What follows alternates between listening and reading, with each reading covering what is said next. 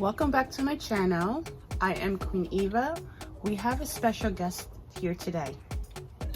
I'm Elizabeth, Queen-Eva's sister, and I'm excited to be here.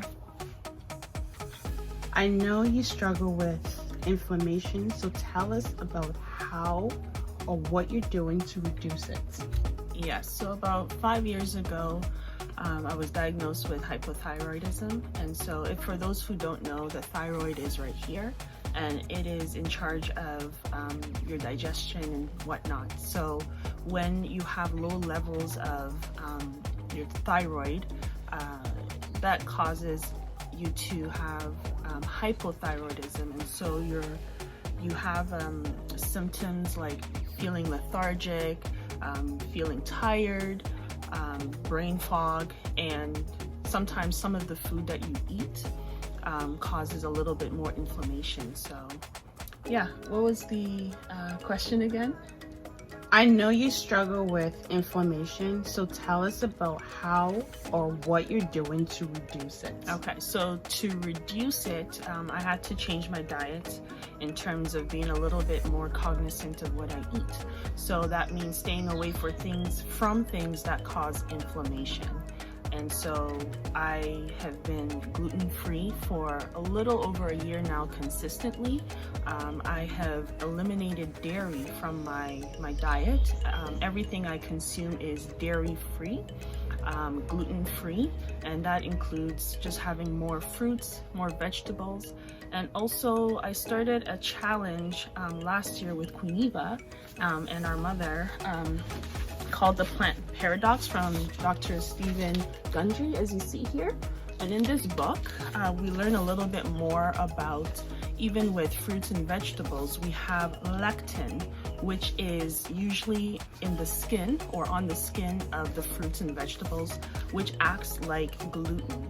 And so examples could be like bell peppers, the skin of bell peppers, the skin on tomatoes. And so we tried that challenge last year, and it was very good.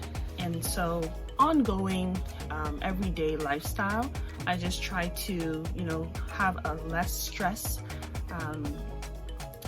atmosphere, because stress is also a trigger for inflammation. Like I mentioned before, being gluten-free, having healthier alternatives like fruits, vegetables, and smoothies. And just being a little bit more balanced, because stress is a trigger. Yeah, definitely it does. And it's been a year since we did this diet, and it's been working, and we're still doing it. Yeah. It's hard, you just have to be consistent. Talk about organic foods. Yeah, so like I mentioned, there are some foods that are organic, and then there are some foods that are non-organic. So for example, having a lot of avocado in my diet is very important. It's a good natural fat, a good fat for our cells. Wild-caught salmon is also good with omega-3 fatty acids. And then having different types of berries, strawberries, blackberries, blueberries, they're good with antioxidants. And so just being consistent in incorporating these different fruits and vegetables in breakfast, lunch, sometimes supper, making salads that are very bright, colorful, not boring.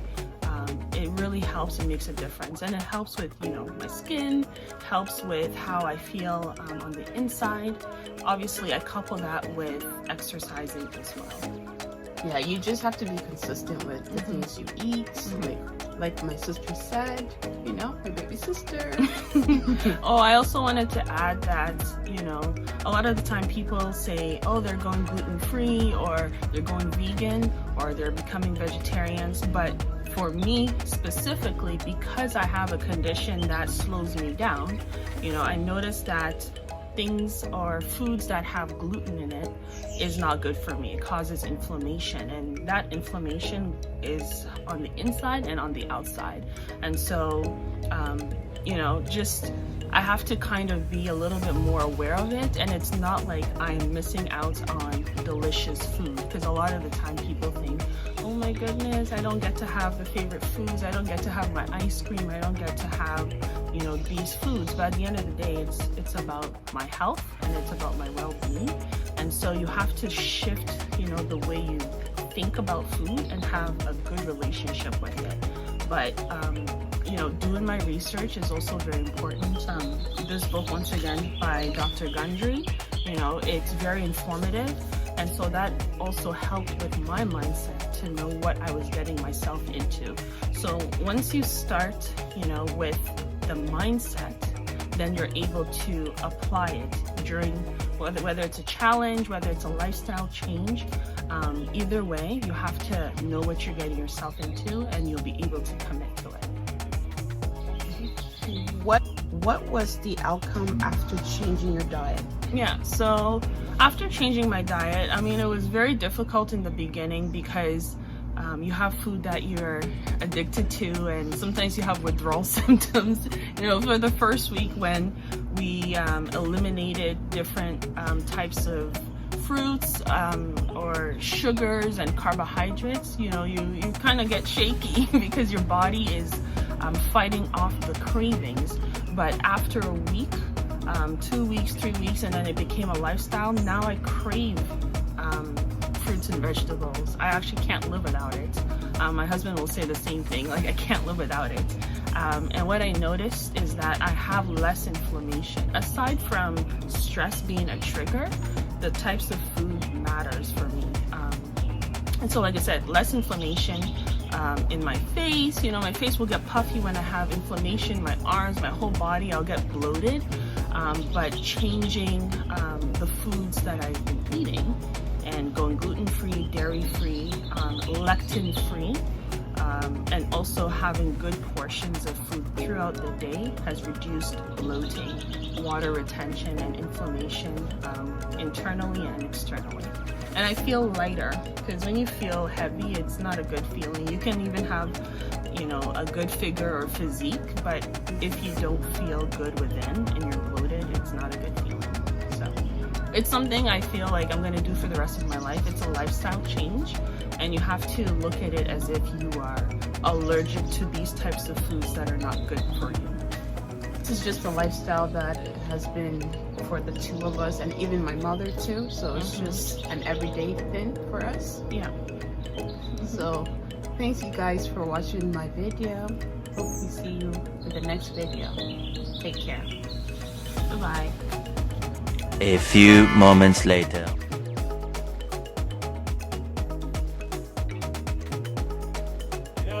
The fact of the matter is that most of us have clogged up arteries, okay?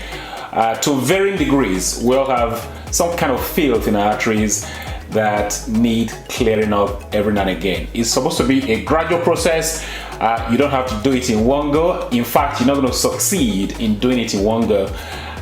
You just need to get into the practice of cleaning up your arteries gradually. And today you're in luck, because I'm going to show you a little smoothie recipe that you can use to clean up your arteries gradually. Okay, so I've kept it very simple because I've got two versions of this very smoothie. One is more complex than the other, but I've deliberately kept it simple for you guys to give you the simplified version of this very smoothie that will help you to clean up your arteries. Okay, so, and like I said, it's simple. So what that means is you've got just 4 ingredients. Okay, 4 ingredients, that's all you need. All right, and it's something you can hastily put together. Go ahead, make the smoothie and drink it, and you will be on your way to cleaning up your arteries. Okay, so what are the ingredients we need for this very smoothie for cleaning up your arteries? Well, 4 ingredients, like I said. By the way, the central theme here is that we're going to give ourselves a good dose of antioxidants from these ingredients, and centrally we're going to have plenty of vitamin C. We're also going to get some beta carotene from the ingredients, and as well as vitamin E and a little bit of vitamin K1, okay? That's what we're gonna get from this. Plus, of course, other phytonutrients that these essential ingredients contain. So it promises to be really nice, and I want you to adopt it. Just use it a couple of times a week, and you'll be well on your way to cleaning up your arteries. Hello, family. Are you guys all excited? Because I am. Like, seriously. Today's is all about health. And also, I have discovered Dr. Joe, who I follow on YT, which is YouTube.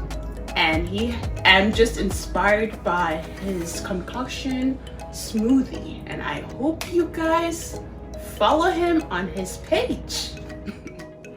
Guys, I'm quoting Dr. Joe himself about the smoothie. Got clogged up arteries, and most of us do, then drinking just one glass of this smoothie in the morning and should help with cleaning with your arteries. Also, it's on one-time intervention. Drinking this smoothie as a habit should facilitate cleaning up your arteries. And millions of people have arteries that have plaques. These arteries plaque increase your risk of heart attack.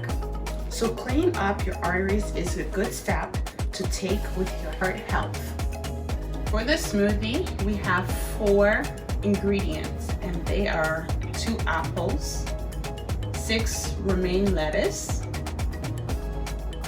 bell pepper of your choice, and I'm using the red bell pepper, and 2 lemons.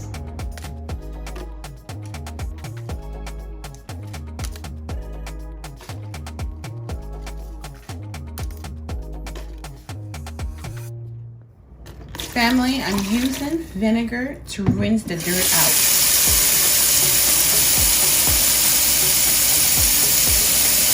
With water.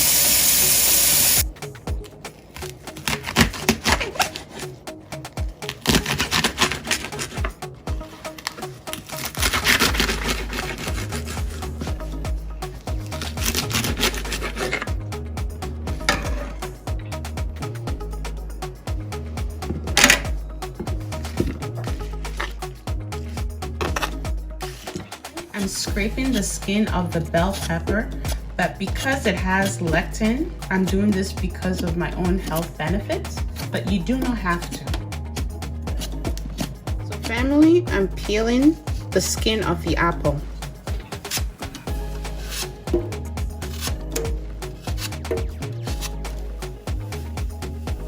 Guys, isn't this beautiful? As it's sliced. Guys, it looks like flowers. So guys, I'm making my own lemon juice.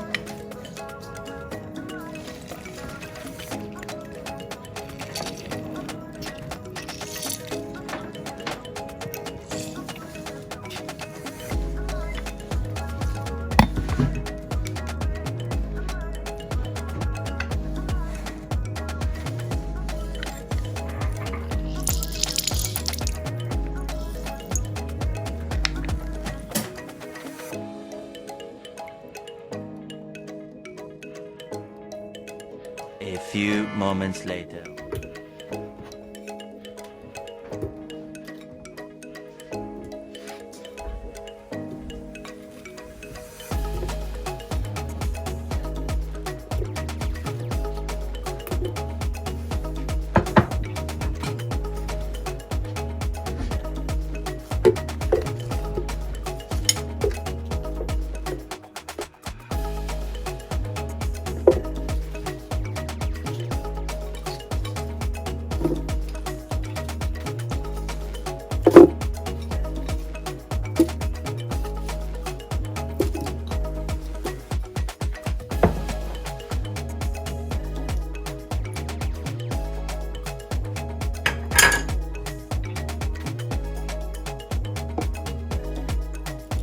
I'm pouring the water. Blend all together. Let's blend this all together.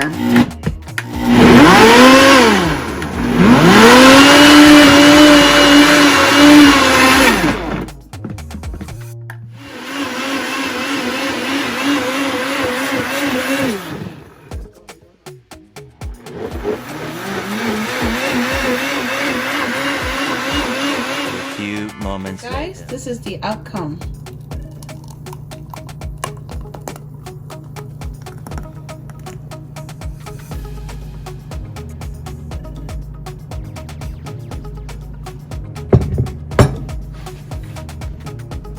Cheers. This is really good. Guys, this is a really good taste. It's really good. You guys should really try it. Seriously, you should try it. Thank you for watching my video. See you in the next one.